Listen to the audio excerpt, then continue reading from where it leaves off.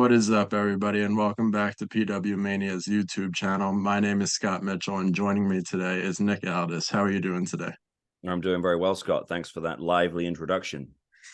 Thank you for coming on. It's always a pleasure to see you and see you back in Impact is awesome. Well, tell me, what was it like you're making a return to Impact, the place where it arguably kind of all started? Yeah, well, it was very gratifying to get such a positive reaction from the Toronto crowd, and it was there were elements of it that felt familiar, and there were elements of it that were new and fresh. I think that's sort of really sums up how I feel about.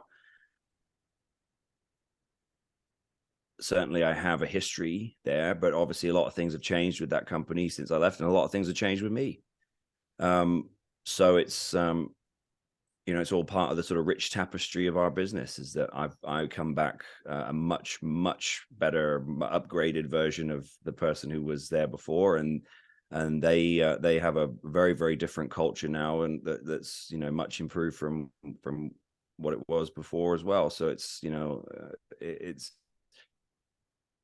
exciting, and the challenge is to rise to the top of this promotion as I have every other promotion that I ever work with, and that sort of leads us to where we are now, heading into Slammiversary. Definitely. And you kind of hinted on it saying like, when you were here before, we know like what we saw and we knew how good you were in the ring. But this is a new Nick Aldis who came in who's like 1,000 times better, which I don't even know how that's possible because you were great back then. But I'm like, what can you tell the fans like just about like who the new Nick Aldis who is making his return to Impact, like who he is? Well, look, Nick Aldis found himself. That's the reality of the situation, is that like I spent a lot of time in my first run there being pulled in a lot of different directions between whoever was running the company and whoever produces my stuff, and whoever and the different influences. And I felt like I was always trying to compromise and be something that I wasn't. It was never quite uh it was never quite the sort of fully formed idea of who I was. It came close, it came close towards, when I had my world title run, but it still wasn't quite there. I was, a little bit young, a little bit wet behind the ears. It was all a little bit sort of, I was sort of doing an impression of what a wrestler should be rather than like really feeling it and really sinking into it and being like being the guy. And then I had to go away. I had to go and form this, who am I, right? Who do I want to be remembered as in this business? And I, really recommitted to studying the greats, and more importantly, studying the greats who I wanted to be thought of in the same bracket as Nick Bockwinkel's, Harley Race, Bret Hart, Ric Flair, Dory Funk, Jack Briscoe, and guys like that. Even Triple H, 2000 in early 2000s Triple H. These were all guys who I studied and tried to emulate, because I you got to have self-awareness in this game, and you got to be able to go, okay, look, I am not the hero franchise player, all American good guy. I'm British and proud of it, but I'm a citizen of the world. I'm very calculated. I know who I am, and I know who I want to be, and I know what I want to accomplish. I'm strictly business. You know what I mean? So I started to realize, like, no, I'm stop trying to be cool. Stop trying to be, stop trying to fit in with the whatever the current fashion is, or you stop trying to do something because some Japanese guy did it, or stop trying to do some Mexican thing. No. I'm an Anglo-Saxon animal. I'm a British wrestler. I've got, I blend the British and American styles because they're the things I can do. And I've spent way more time focusing on just believing in who I am, right? It starts in here, and you've got, you believe it, they believe it, and carry yourself in a way that says, I'm a professional athlete. I take this seriously. This isn't a joke for me. This isn't a hobby for me. I'm not a weekend warrior. Professional wrestling has been my full-time occupation since I was a legal adult, right? Like, this isn't a game to me. This ain't a hobby. This ain't a pastime. It's my career. Yeah. I've had good times and bad times. I've accomplished things that I wanted to, and I've missed things that I wanted to. But the truth is that it's all fed this rich tapestry of my body of work in this industry.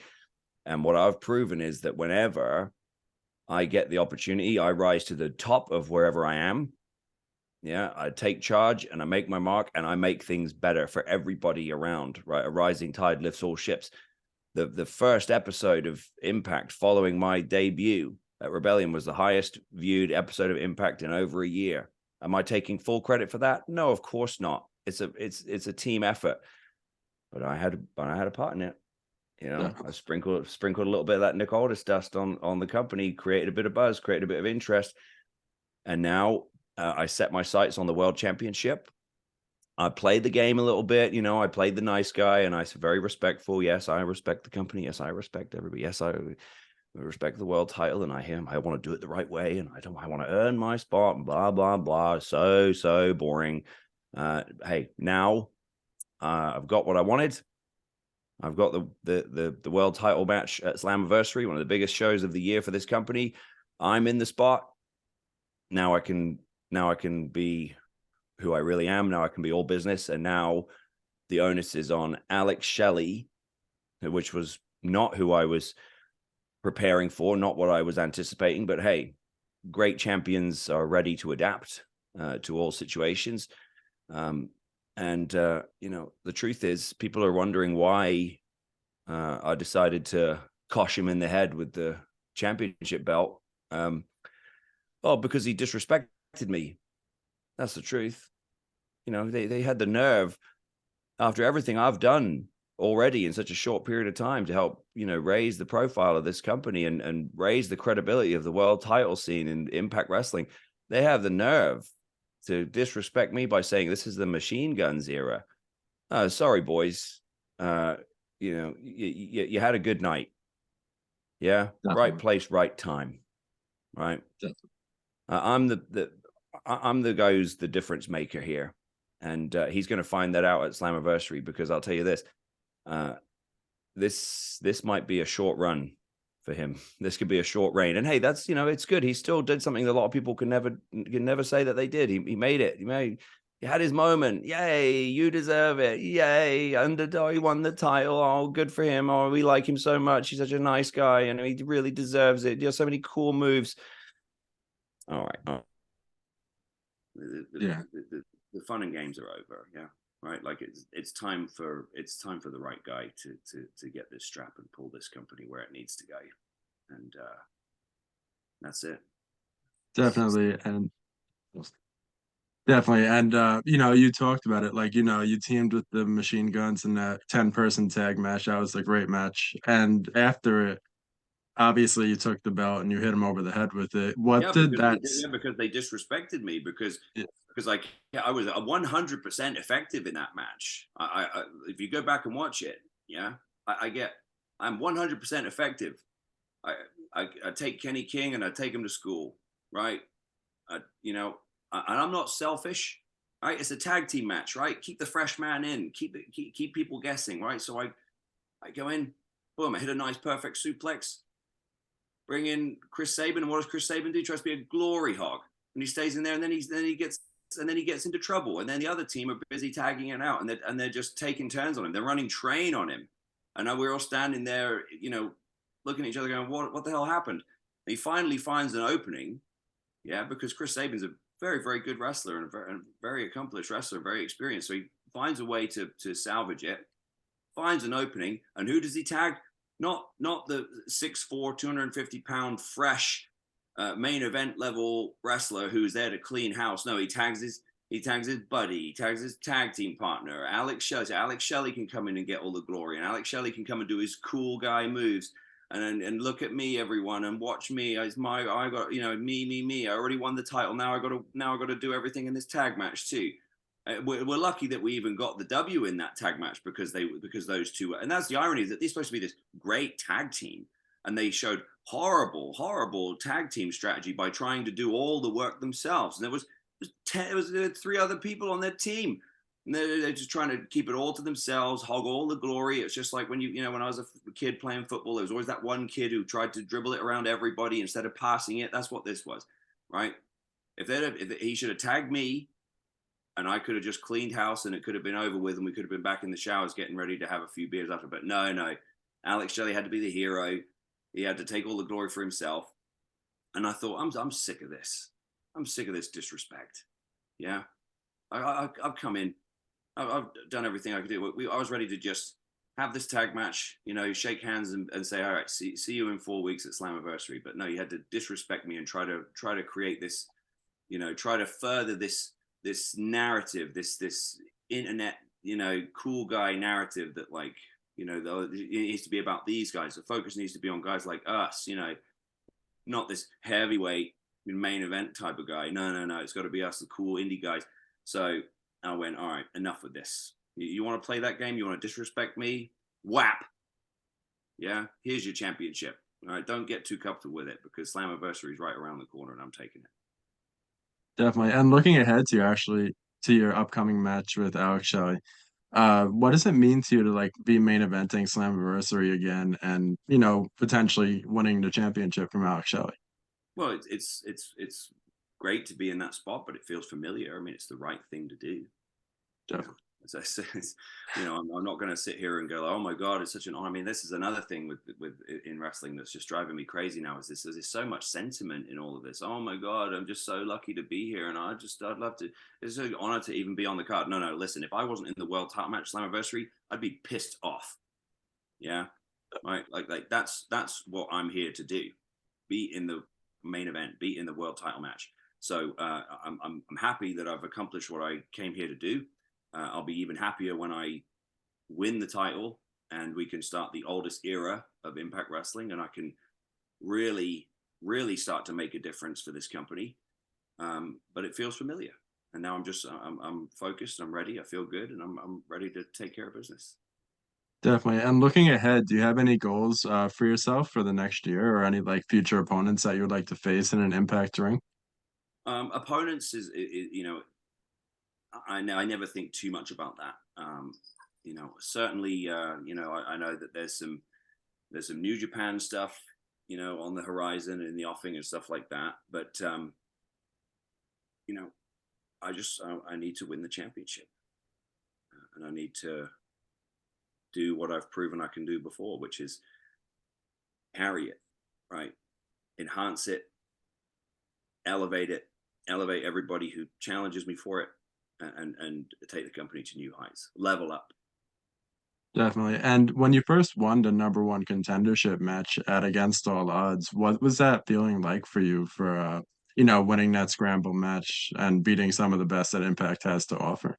Well, I was relieved it was over because a match like that's a unique challenge because obviously it's okay. You've got to find some chemistry with these guys in your team, but then once it's over, now you've got to immediately become opponents. So you're scouting the guys in two different ways. You're scouting them as okay, what are their strengths and weaknesses that I can utilize as a tag team partner, and then immediately okay, now I have to think of it the other way as like how do I find an opening? Bully Ray was straightforward. He was easy to take care of and eliminate fairly easily in the four-way part of it because we knew that he was just going to be for himself. I was a little bit more calculating, because here's the reality of the situation: is that I'm absolutely for myself. I don't make any apology for that.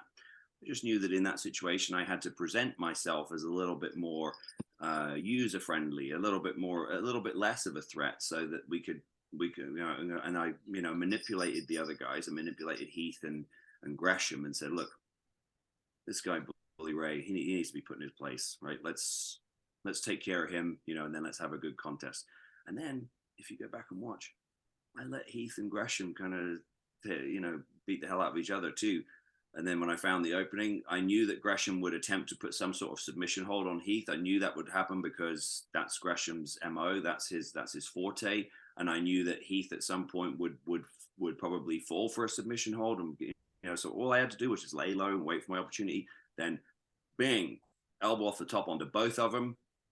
And then, picked my poison, took Heath, put him in the King's Lynn Cloverleaf, and that's all she wrote. Number one contender. The game plan was played out to perfection. A match like that, perfectly suited to a guy like me because you've got to be a chess player. You can't let your emotions dictate your decision making. You've got to see everything happening ahead of time and plan accordingly, and you got to, you know, just be a little bit of an actor in there, a little bit of a thespian. And I think it all worked out perfectly. You saw a perfect game plan executed there. Definitely. And I thank you so much for your time. I wanted to keep it to 18 minutes. So I thank you again. And best of luck at Slammiversary against Thank Alex you. Summer Shelley. Sizzler this weekend in Atlanta, Georgia. It's Yes, center stage, one of my favorite venues, and a great, great crowd. Atlanta's always been very, very good to me. And those people in Georgia, listen, if you're thinking of coming out, you're going to see the real me. Now you're gonna, if you see me there for Ring of Honor, or you've seen me there for the NWA, now you know who's coming. The National Treasure's coming to town, and I'm gonna have a live mic. I'm gonna say what I think, and now you get to see the real me as we head into Slammiversary, which is July 15th. All the information for all that can be found at impactwrestling.com. definitely. And thank you again so much for your time. I'm looking forward to the future of Impact with you at the top, hopefully. And we'll see what happens. Too. Me too. Thank you All again. right. Thanks. Thank you.